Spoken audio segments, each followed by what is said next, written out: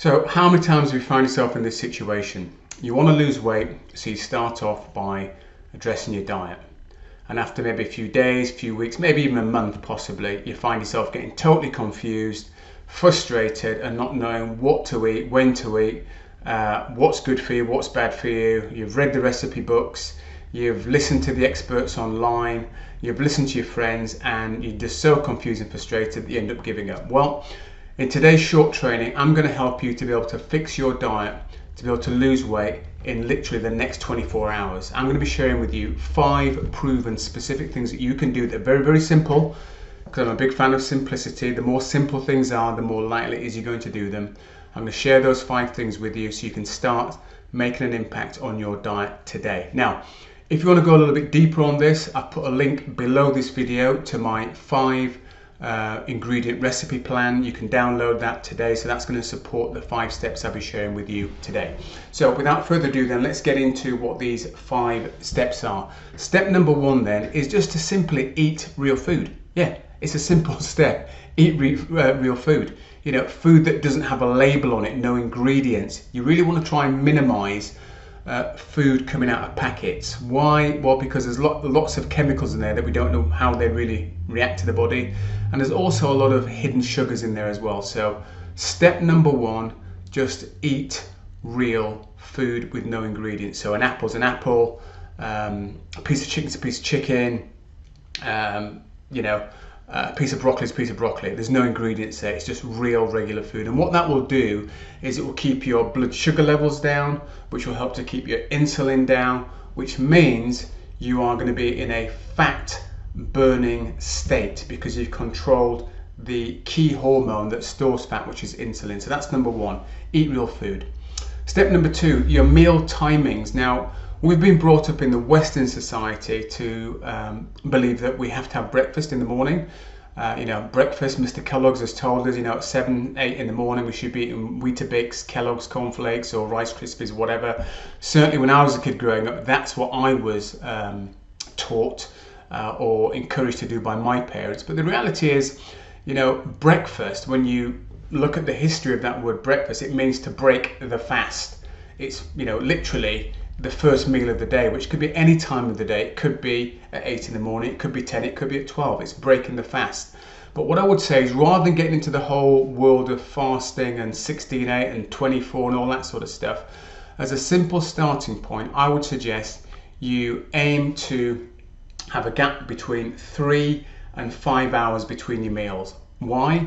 Because when you do that, you'll bring your blood sugar levels down, you'll bring your insulin levels down, and again, that will put you in a fat burning state. Typically what we see happening today in today's society is, I see, and you probably have seen this as well, people going into coffee shops, walking out with their croissants, driving the cars, eating food, walking down the streets, eating food. And when people are continually eating all day, what it basically means is you are in a fat storing state all the time, because whenever you eat food, you will automatically increase your blood sugar levels and increase your insulin levels. When you do that, you are in a fat storing mode. So if you can have gaps between 3 and 5 hours, it allows those blood sugar levels to come down, insulin to come down, and it puts you in a fat burning state. So that's step number 2. Step number 3 is looking at what's on your plate. And what you want is a good, healthy mixture of proteins, fats, and carbohydrates. The proteins can be vegetarian source or meat source, doesn't really matter that much at this stage. Your fats, healthy fats, omega-3 we're looking for, and your carbohydrates, I recommend to my clients that the predominance of your carbohydrates come from salads, vegetables, and if you're eating fruit, 1 piece of fruit a day, because fruit is fructose, you don't want too much sugar in your system. And if you can have that healthy combination of proteins, fats and carbs on your plate for each meal, guess what? You're going to be supporting step 1 and 2. You're going to bring the blood sugar levels down, you're going to keep the insulin low, and you're going to be able to burn fat more effectively. So that's step number 3. Now the next 2 steps are kind of like steps you can take, which you would take if you're not quite good on steps 1, 2 and 3. But if you're good on those first 3 steps, this step you can almost forget about.